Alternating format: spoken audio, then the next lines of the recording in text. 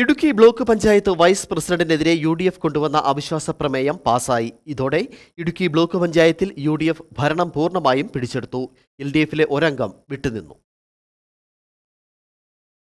Idukki block panchayat vice പ്രസിഡന്റിനെ കൂടി അവിശ്വാസ പ്രമേയത്തിലൂടെ പുറത്താക്കിയതോടുകൂടിയാണ് UDF ഇവിടെ ഭരണം പൂർണ്ണമായും പിടിച്ചെടുത്തത്. 2020 തെരഞ്ഞെടുപ്പിൽ UDFിന് ഇവിടെ ഭൂരിപക്ഷം ഉണ്ടായിരുന്നു എങ്കിലും പ്രസിഡന്റായിരുന്ന രാജീവ് കൂറുമാറി LDFിനൊപ്പം ചേർന്നതോടുകൂടി UDFിന്റെ ഭൂരിപക്ഷം നഷ്ടമാകുകയായിരുന്നു. എന്നാൽ ഹൈക്കോടതി രാജീവ് സമീപകാലത്ത് അയോഗ്യയാക്കിയതോടുകൂടി LDFിന് ഭരണം നഷ്ടപ്പെട്ടു. എങ്കിലും വൈസ് പ്രസിഡന്റായി LDFിലെ സിബിച്ചൻ തോമസ് തുടരുകയും ചെയ്തു. ഈ സാഹചര്യത്തിലാണ് UDF അവിശ്വാസ പ്രമേയം കൊണ്ടുവന്നത്.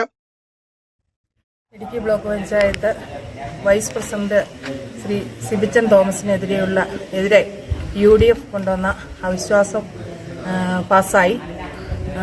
ഇടുക്കി ബ്ലോക്ക് പഞ്ചായത്തിലെ ഞങ്ങൾ UDFിൻ്റെ 7 മെമ്പർമാർ അവിശ്വാസത്തിൽ പങ്കെടുക്കുകയും ചർച്ച ചെയ്യുകയും ചെയ്ത LDF മെമ്പർമാർ അവരുടെ ഉള്ളിലുള്ള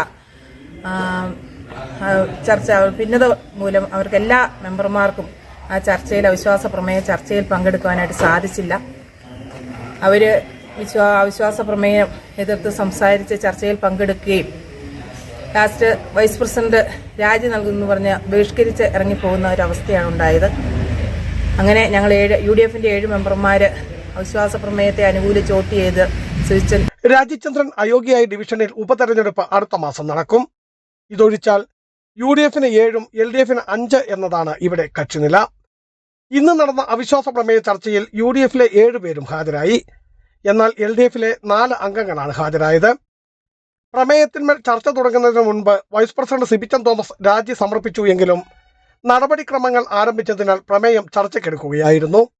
ഇതോടുകൂടി LDFിന് ഇടുക്കി ബ്ലോക്ക് പഞ്ചായത്ത് ഭരണം പൂർണ്ണമായും നഷ്ടമായി.